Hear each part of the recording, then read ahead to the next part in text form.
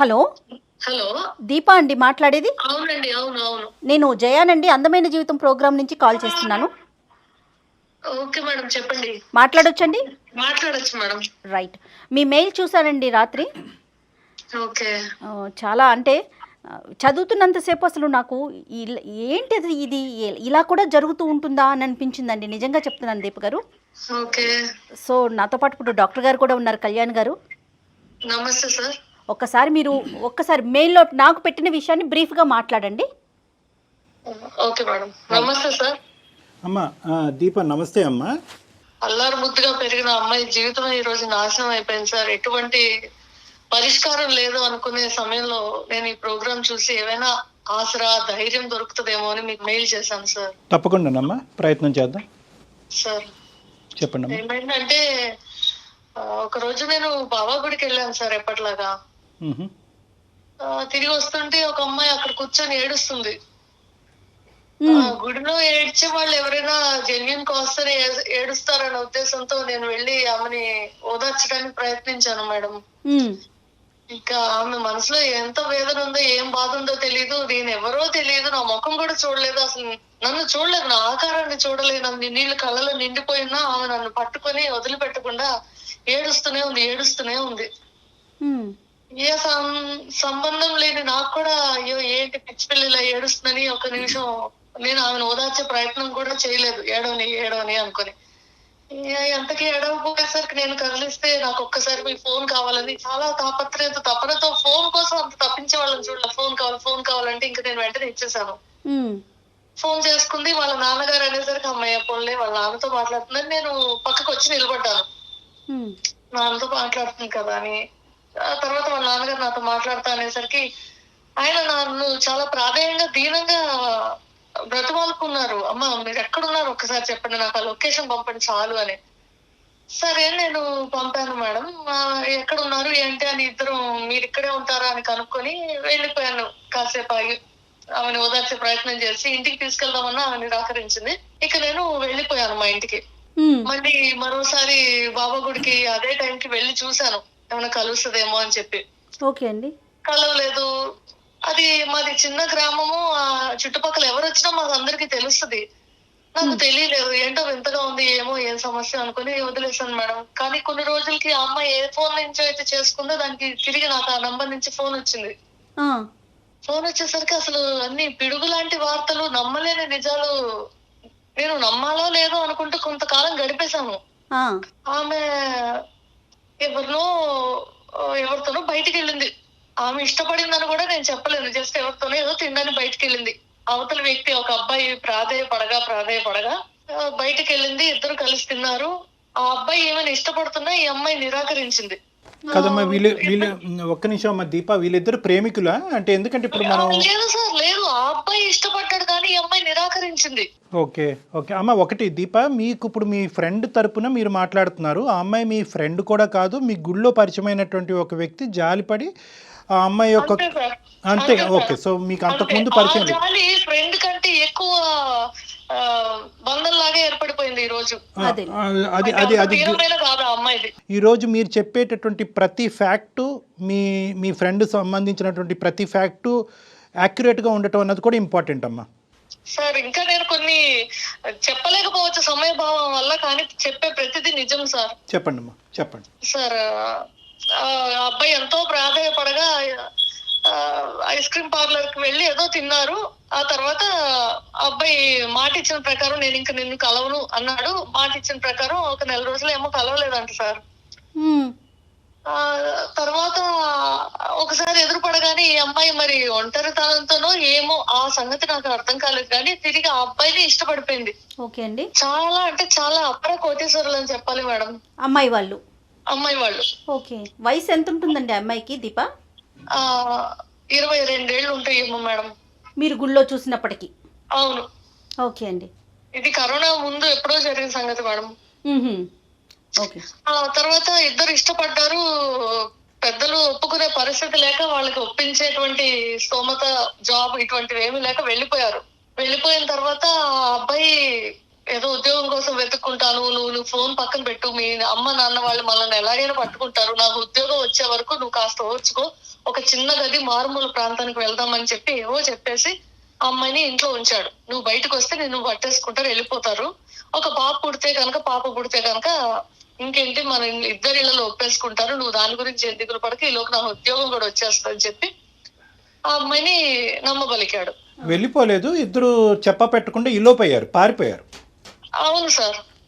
Okay. ఎక్కడన్నా వివాహం చేసుకున్నట్లు ఆ అమ్మాయి ఏమన్నా చెప్పిందండి మీతో? ఆ అమ్మాయి అదంతా చెప్పే పరిస్థితిలో కూడా లేదు మేడం. ఓకే. ఇప్పుడు అంత విడమర్చి ఆ రోజు ఏమైంది, ఈ రోజు ఇది, ఈ టైంకి ఇది అని చెప్పేటువంటి పరిస్థితిలో లేదు.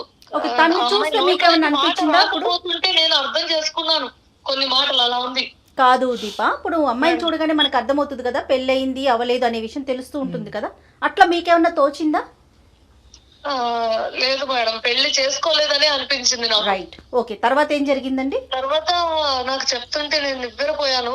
ఇటువంటి చదువుకున్న పిచ్చి మొహాలు కూడా ఉంటారా అని, కానీ ఉన్నారు అని అమ్మాయిని చూస్తే తెలిసింది మేడం. మీ అమ్మ నాన్న కనిపెడతారు కాబట్టి నువ్వు ఈ గదిలో ఉండంటే ఆ అబ్బాయి మీద ప్రేమతో ఉండిపోయింది.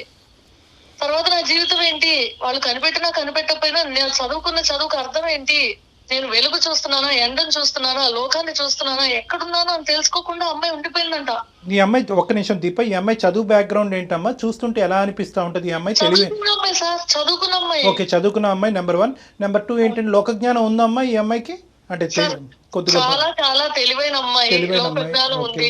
ఎప్పుడన్నా సోషల్ మీడియాలో యాక్టివ్ గా ఉండేది, టెక్నాలజీ కూడా పరిచయం ఉంది అమ్మాయి. ఓకే, ఇంకో క్వశ్చన్ అమ్మా, వాళ్ళ పేరెంట్స్ బాగా స్ట్రిక్ట్ అనో లేదంటే బంధించి ఇంట్లో పెట్టారనో, చిన్నప్పటి నుంచి స్వేచ్ఛ లేదనో కాబట్టి ఈ అబ్బాయి నచ్చి వెళ్ళిపోయినట్టుగానో అదేమన్నా చెప్పిందా ఈ అమ్మాయి? అటువంటిది ఏం లేదు సార్. ప్రేమ రాహిత్యం గాని, ఇంట్లో స్ట్రిక్ట్ గా ఉంటారని గాని, డబ్బులు లేక గాని, అసలు అమ్మాయికి ఏది కావాలంటే అది. అల్లారు ముద్దుగా పెరిగిన అమ్మాయి, గారాబం అంతా ఇంత కాదు. సో అమ్మాయికి నచ్చినవన్నీ వచ్చినాయి ఎక్సెప్ట్ ఈ అబ్బాయి తప్ప. అవును సార్. ఈ అబ్బాయి కూడా ఒప్పుకునే వాళ్ళేమో, అంత డబ్బులు ఉన్నోళ్ళు కూతురు ఎందుకు కాదనుకుంటారు సార్. నిమిషాల్లో తీసుకుంది తను నిర్ణయం ఈ అబ్బాయితో వెళ్ళిపోవటానికి. అవును, ఆ అబ్బాయి అంతగా కన్విన్స్ చేసేసాడు. అదేలేండి. ఓకే, తర్వాత ఏం జరిగిందండి?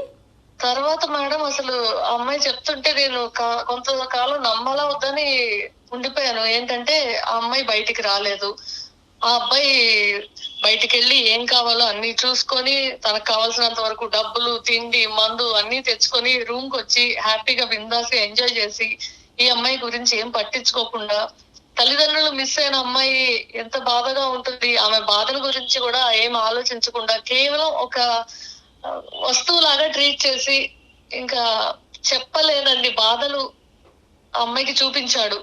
ఆ అమ్మాయి నన్ను కలుసుకునే టైంకి ఏం చెప్పాలి, 5వ నెల ప్రెగ్నెంట్ మేడం.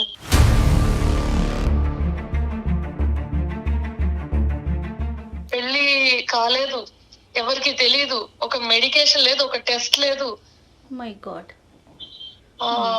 కడుపులో పిండం పెరిగింది అంతే, తిండి కూడా లేకుండా. ఇంకా త్రాసుడు వచ్చి తాగి అమ్మాయిని కాల్చేవాడంట, స్పృహ తప్పి పడిపోయిన సాడిజం అంతే, సైకోయిజం. అటువంటి చేసిన పనులు ఏమి చెప్పకూడదేమో మేడం.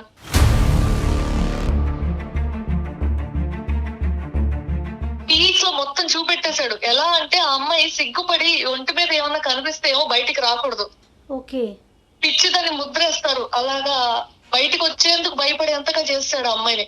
నలుగురిలో మొహం చూపించలేరు కదా మేడం. అవును అవును. మొహం మీద కాల్చినా, కొట్టినా, దెబ్బలున్నా, ఏమైనా ఎవరైనా అడిగితే ఏమో సమాధానం చెప్తారు. కాబట్టి ఎవరికి మొహం తనే చూపించుకోలేని విధంగా తనని తయారు చేసేసాడు.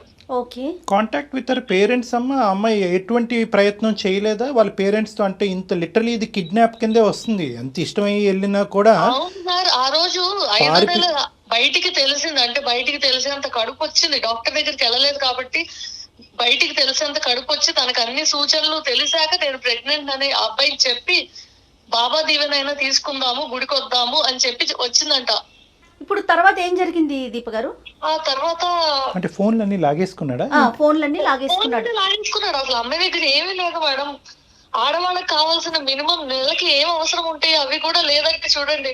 కాదు డాక్టర్ గారు, ఇష్టానికి సైకోయిజంకి తనకి తేడా తెలియలేదంటారా అమ్మాయికి? అంటే ఈ అమ్మాయి నేను ఇష్టపడుతున్నాననే మాట కన్సిస్టెంట్గా చెప్తుందమ్మా ఈ అమ్మాయి? అవును అంటే సార్, వాడి ఇష్టపడింది. ఆ అబ్బాయి చెప్పిన ప్రతిదీ నమ్మింది. ఓహో నాకు ఇప్పుడు బాగా పుట్టేస్తే మా అమ్మ వాళ్ళ ఇంటికి వెళ్తే నమ్మేస్తారు, ఒప్పేసుకుంటారు, మా వివాహాన్ని మా బంధాన్ని అంగీకరిస్తారు అనేటువంటి foolish అది గా ఆ అబ్బాయి ఆలోచించింది. ఏదైతే చెప్పాడో అది నమ్మేసింది. వాడి తరపున మీరు ఒక ప్రశ్న అడుగుంటే ఇందాక జయ గారు, వాడికి ఇష్టపడుతున్నాడు అంటే కనుక ఇక్కడ ఇష్టం ప్రేమ అనేటటువంటి మాటలకు మీనింగ్లెస్ లేదు. కేవలం వాడి ఉద్దేశం ఏంటంటే ప్రేమ లూప్లోకి దించి అంతే ఈ ఈ అమ్మాయిని అమ్మాయిని ఈ అమ్మాయిని ఏదో చేసి కిడ్నాప్ చేసుకుని తీసుకెళ్లి బలవంతంగా కడుపు చేస్తే కనుక సచ్చినట్టు ఎంత డబ్బున్న తల్లిదండ్రులు అన్నా కూడా దిగొస్తారు అనేటటువంటి ఆలోచనతో వేసినటువంటి పన్నాగం. ఎంతో అతను ఏమనుకున్నాడో అమ్మాయిలు. అది చేసి చూపించాడు. అంతే అంతే. పాపం ఆ అమ్మాయే కదా ఇబ్బంది పడతా ఉంది, మోసపోతుంది ఆ అమ్మాయి. కానీ ఈ అమ్మాయి మరి ఈ రోజులు ఇలా కూడా ఉన్నారా డాక్టర్ అయ్యో గారు? ఖచ్చితంగా నేను అదే చెప్పాను, నాకు ఆ మెయిల్ చూసినప్పుడు నాకు అర్థం కాలేదు అసలు. తర్వాత ఏం జరిగింది దీపా? ఒక రోజు నేను ఫోన్ తీసుకున్నాను, తిరిగి నాకు ఫోన్ వచ్చింది కదా, అప్పుడు వాళ్ళ నాన్నగారికి నేను లొకేషన్ షేర్ చేశాను కదా, వాళ్ళ నాన్నగారు అర్ధరాత్రి పూట వచ్చారంట. వచ్చి కొంతమందిని తీసుకొని ఆ లొకేషన్ కి వచ్చి తలుపులు కొట్టి ఎక్కడ ఉన్నారు కనుక్కొని వాడిని చిత్తగొట్టారంట. మంచి పని చేశారు, సూపర్.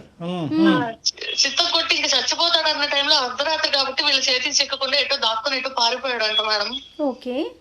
ఆ అమ్మాయిని ఇంటికి తీసుకెళ్లిపోయారంట.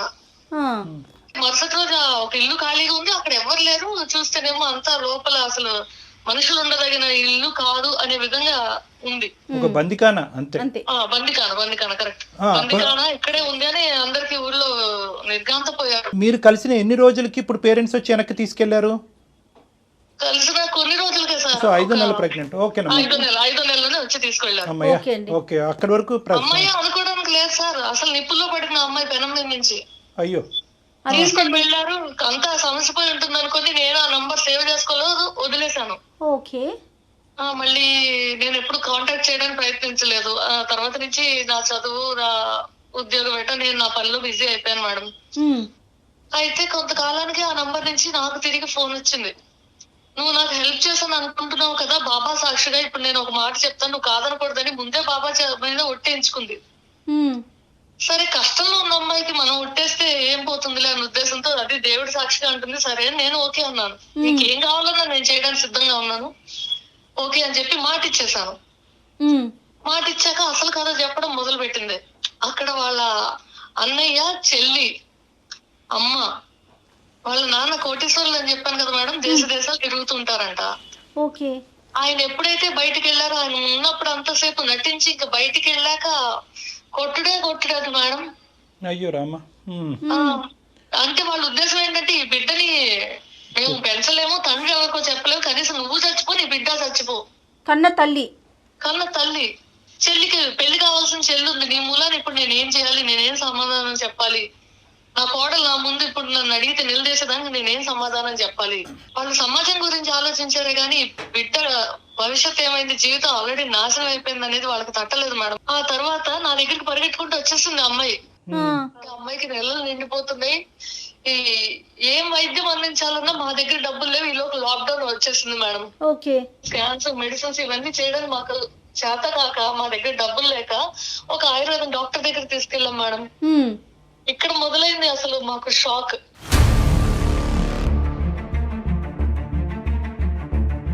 ఆ అమ్మాయికి వాడు తినేదాన్ని తినిపించేదాన్ని ఏదో కలిపాడంట మేడం.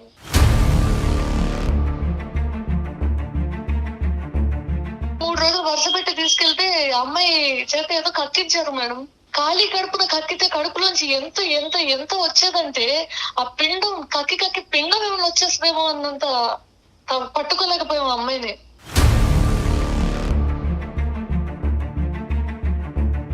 మీ దగ్గరకు వచ్చినా కూడా అతని గురించి ఆలోచించేదండి, పేరెంట్స్ గురించి ఆలోచించేదా?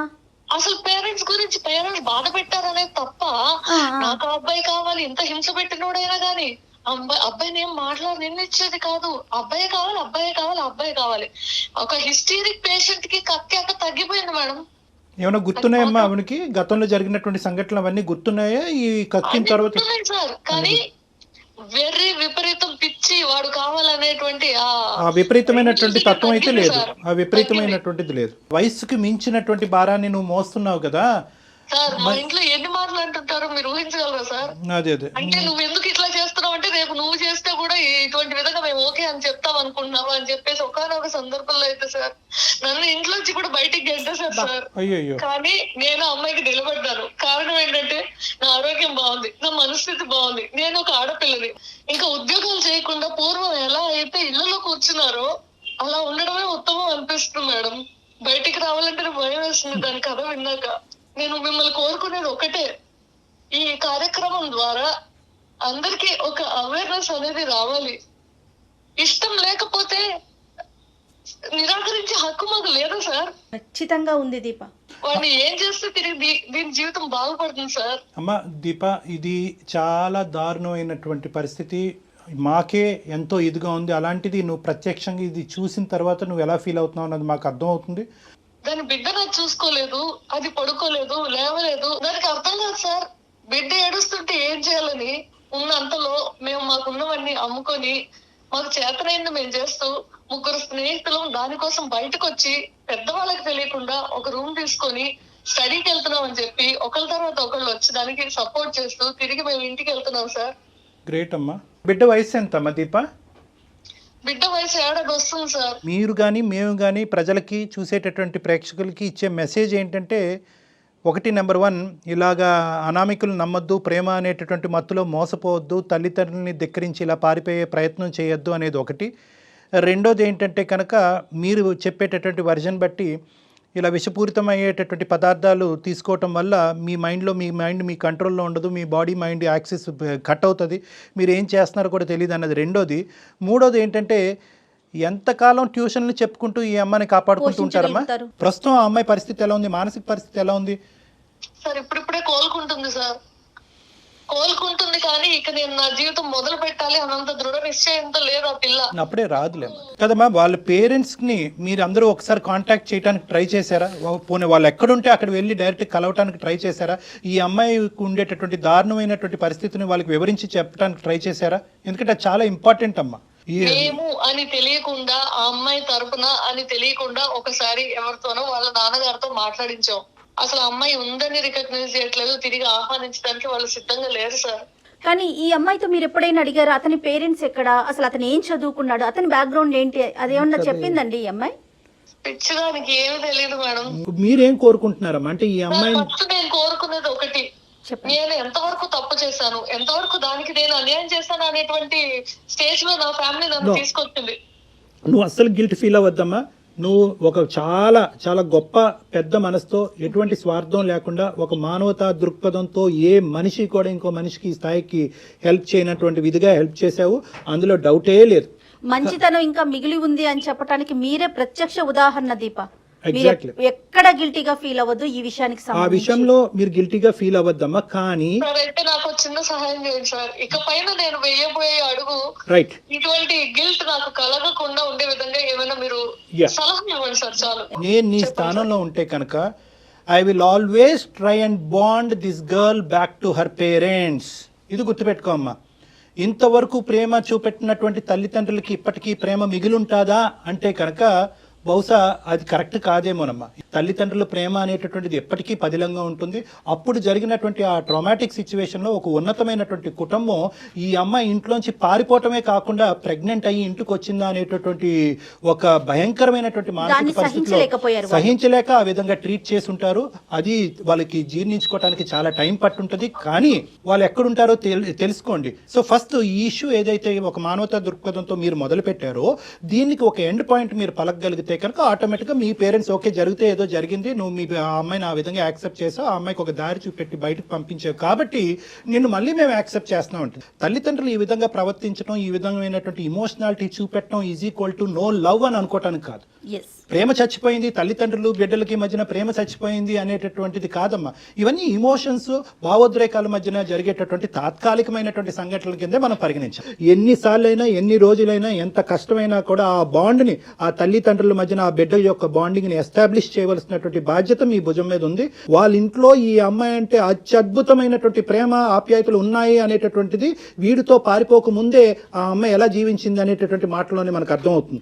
ఈ అమ్మాయికి ఒక కాలుకి ఒక ముళ్ళు గుచ్చుకోకుండా, అడగవలసినటువంటి అవసరం లేకుండా అన్ని అవసరాలు ఆ తల్లిదండ్రులు తీర్చారు. ఎటొచ్చి ఏంటంటే ఇటువంటి అనామికుడితో వెళ్ళిపోవటానికి వాళ్ళు ఒప్పుకోలేదు. ఈ అమ్మాయి తప్పటడిగేసింది. సో ఇక్కడ మోస్ట్ ఇంపార్టెంట్ థింగ్ ఏంటంటే నా జీవితం ఏమవ్వబోతుంది అనేటటువంటి ప్రశ్నకు ముందు ఈ అమ్మాయి జీవితాన్ని ఏ విధంగా ముందుకు తీసుకెళ్లాలనేటటువంటి ఆలోచనతో మీరు ముందుకెళ్ళండి.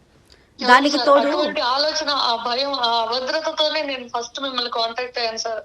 చాలా మంచి పని చేశారు దీప, చాలా చాలా మంచి పని చేశారు మాకు కాల్ చేసి. చిన్న మెసేజ్ నేను చెప్తాను. ఇప్పుడు వరకు మీరు చేసినటువంటి త్యాగం వల్ల ఒక ప్రొటెక్టివ్ కవర్లోకి ఆ అమ్మాయిని తీసుకెళ్ళిపోయారు, గుప్పెట్లోకి వెళ్ళిపోయారు. లిటరలీ ఏంటంటే ఆ అమ్మాయి మీ కూతురులాగా ఫీల్ అవుతున్నారు. మీరు మీ ఫ్రెండ్ లాగా కూడా కాదు, ఒక స్నేహితురాల్లా కాదు, నా కూతురులా ఫీల్ అవుతున్నారు. అంత బాండింగ్ ఏర్పడింది. ఆ అమ్మాయి బాధ చూసి విని ఆ చేతుల్లో పెట్టినా ఈ చేతుల్లో పెట్టినా మళ్ళీ అదే నరకం ఈ అమ్మాయిని చూడబోతుందేమో అనేటటువంటి అభద్రత మీకు ఉంది. లేదమ్మా, ఎందుకంటే కనుక వాళ్ళ తల్లిదండ్రులు ఖచ్చితంగా ఈ అమ్మాయిని రిసీవ్ చేసుకుంటారు. చెప్పేటటువంటి విధంగా మనం చెప్పాలి, ఈ అమ్మాయి పరిస్థితిని అర్థమయ్యేటటువంటి విధంగా చెప్పాలి. ఒకప్పుడు మీరు చెప్పలేకపోతే నా కాంటాక్ట్ నెంబర్ ఇవ్వండి, నేను ఆ పేరెంట్స్కి నేను కాంటాక్ట్ చేసి ఉన్న పరిస్థితిని నేను వివరించడానికి ప్రయత్నం చేస్తాను. ఆ విధంగా కూడా మనం ముందుకెళ్దాం. నా కష్టాన్ని అర్థం చేసుకుని మంచి మాట చెప్పారు సార్. ప్రేమ అనేటటువంటి మత్తులో మనం కంప్లీట్గా అందులో దిగిపోయి గుడ్డిగా ఒకరిని నమ్మేసి వాడితో వెళ్ళిపోయి వాడు ఇచ్చింది అలా తినేసి తాగేసి వెళ్ళిపోయిన తర్వాత ఈ జీవితాన్ని ఇలా నాశనం చేసుకున్న తర్వాత అయ్యో నా జీవితం ఏంటి ఇలా అయిపోయింది, ప్రపంచం ఇలా ఉంది అంటే కరెక్ట్ కాదు. ఆలోచన అనేది ఇంపార్టెంట్. తల్లిదండ్రులు మనకి ఇచ్చేటటువంటి మెసేజ్ ఆలకించడం అన్నది ఇంపార్టెంట్. ఒక జడ్జిమెంట్, జీవితానికి సంబంధించినటువంటి ఒక కీలకమైనటువంటి జడ్జిమెంట్ తీసుకునే ముందు అరే నేను తప్పు చేస్తున్నానేమో, ఒకప్పుడు నా తల్లిదండ్రులు నా కళ్ళెదురుగుంటూ ఉంటే ఇది అంగీకరించరేమో, వాళ్ళు అంగీకరించకపోవటానికి ప్రధానమైనటువంటి కారణం ఏముంది అంటే ఆ ప్రేమలో కొన్ని సందర్భాల్లో మోసాన్ని కూడా చూసేటటువంటి ఆలోచన శైలి, ఆ విధమైనటువంటి చూపు ఉండటం ప్రతి ఆడపిల్లకి ప్రత్యేకంగా చాలా ఇంపార్టెంట్ అమ్మా. నా జీవిత భాగస్వామ్యం గురించి నేనే డెసిషన్ తీసుకుంటాను అనేటటువంటి గుడ్డిగా వెళ్ళేటటువంటి అందరు అమ్మాయిలకి కూడా నీ ఫ్రెండ్ యొక్క జీవితం ఒక కనువిప్పు ఏమో అని నాకు అనిపిస్తుందమ్మా. రైట్ దీప, ఒక్కసారి మీరు ఆ ప్రయత్నం చేయండి, కావాలంటే డాక్టర్ గారి సలహా కూడా తీసుకోండి. Thank you madam. Thank you sir. Thank you Deepa. Thank you అమ్మా. Thanks for